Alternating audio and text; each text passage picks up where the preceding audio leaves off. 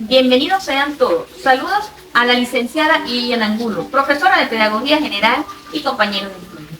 En el día de hoy, mi compañero Giovanni Ruiz y mi persona Yolanda Rivera le vamos a presentar una breve reseña histórica del pensador de América, Simón Rodríguez, y sus aportes a la educación. Antes de dar inicio con esta presentación, le vamos a dejar una pregunta al aire. ¿Por qué se le llama a Simón Rodríguez el pensador de América?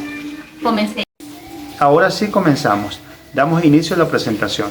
Simón Narciso Jesús Carreño Rodríguez nació en Caracas el 28 de octubre de 1769 y falleció en Amotaple el 28 de febrero de 1854. Fue un educador, filósofo, político, tipógrafo y prócer venezolano, conocido principalmente por haber sido tutor y maestro de nuestro libertador Simón Bolívar.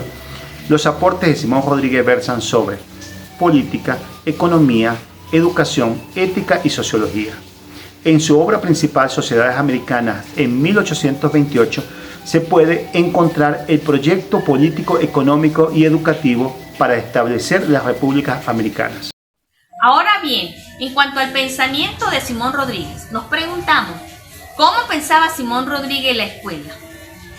Hacer referencia a la escuela y a la educación en América Latina, y en especial en Venezuela, pasa por el hecho de realizar un personaje que emblematiza un pensamiento profundo sobre lo social, lo político y lo educativo, que rompió esquemas, estimuló la subversión y propició los cambios vitales para que lo orgánico de lo educativo se hiciera social y político.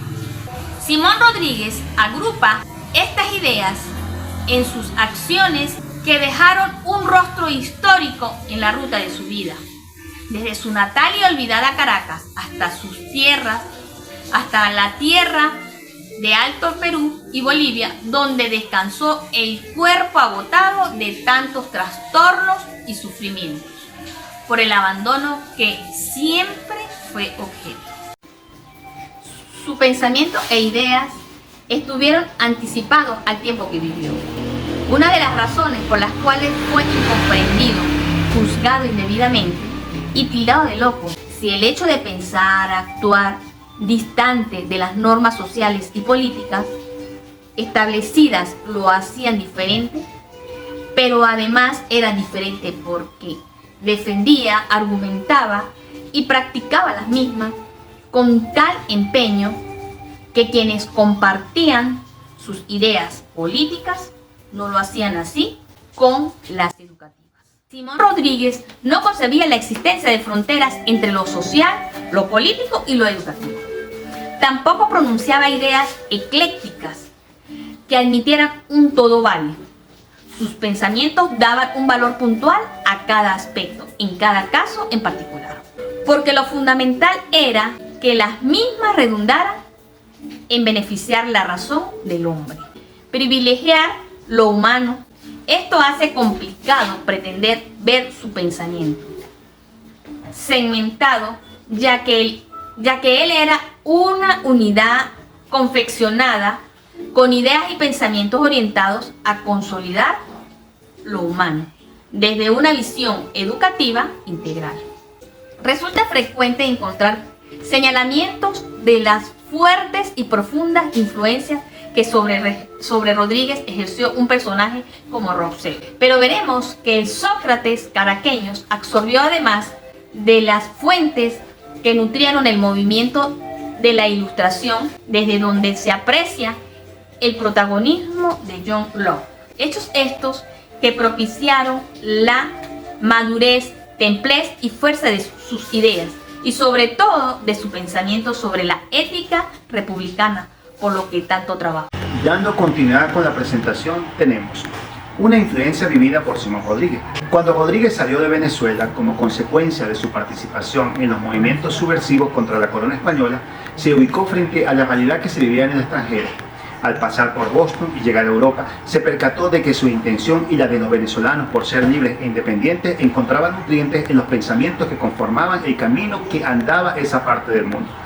Cuando internaliza que todos los hombres son por su naturaleza libres e iguales, es decir, nacen libres e iguales, de lo que se desprende que la piedra angular del movimiento la constituye el hombre, y junto a este la fe de la razón natural y la experiencia como base para el logro de una sociedad mejor.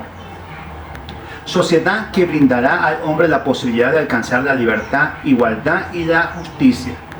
Entiende entonces que todo responde a un asunto de transformación de conducta y comportamiento social, y que en su condición de maestro crítico de la escuela que dejó en Venezuela, se enrumbó hacia una práctica pedagógica que tenía como norte la igualdad de los hombres, su libertad y la construcción de una república que hiciera posible tales ideales.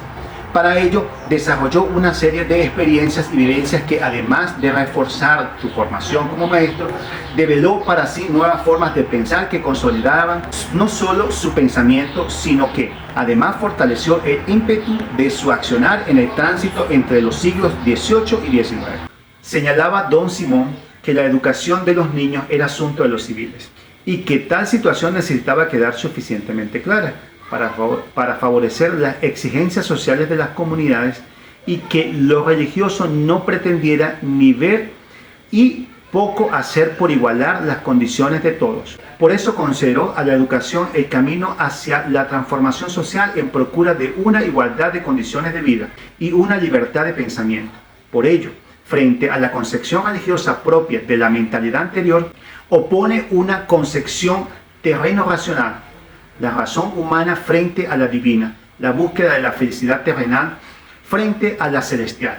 Es la transformación del súbdito en ciudadano, todo lo que implicaría una nueva forma de ver la educación.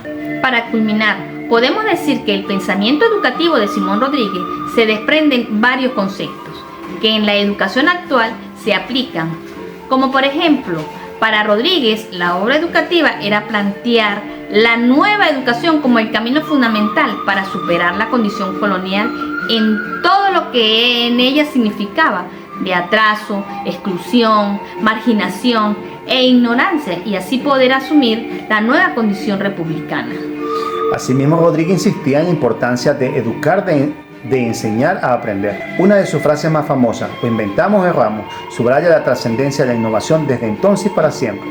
No hace falta pensarlo mucho. Detrás de cada proyecto a Imagine Cox se encuentra este mismo espíritu. Bien, el plan de enseñanza diseñado por Simón Rodríguez era muy original. Se agrupaban los alumnos y se mezclaba la técnica y el espíritu. Los niños entregados por entero a las tareas de aprendizaje, e incluso en los ratos de ocio eran observados por personal facultativo para identificar la inclinación de cada alumno. Otra de las cosas más importantes, decía Rodríguez, acostúmbrese al niño a ser veraz, fiel, servicial, comedido, benéfico, agradecido, consecuente, generoso, amable, diligente, cuidadoso, aseado, a respetar la reputación y a cumplir con lo que promete. Y déjense las habilidades a su cargo. Él sabrá buscarse maestros cuando joven. Pensaba en un proceso de desarrollo humano en todos sus órdenes, con aristas social, económicas, históricas y culturales, que trascendieran los muros de las escuelas e impregnaran una vida en su plenitud, en su contexto de libertad y emancipación. Para Rodríguez, solo la educación impone obligaciones a la voluntad. Esas obligaciones son las que llamamos hábitos. Él decía, enseñen y tendrán quien sepa, eduquen y tendrán quien haga.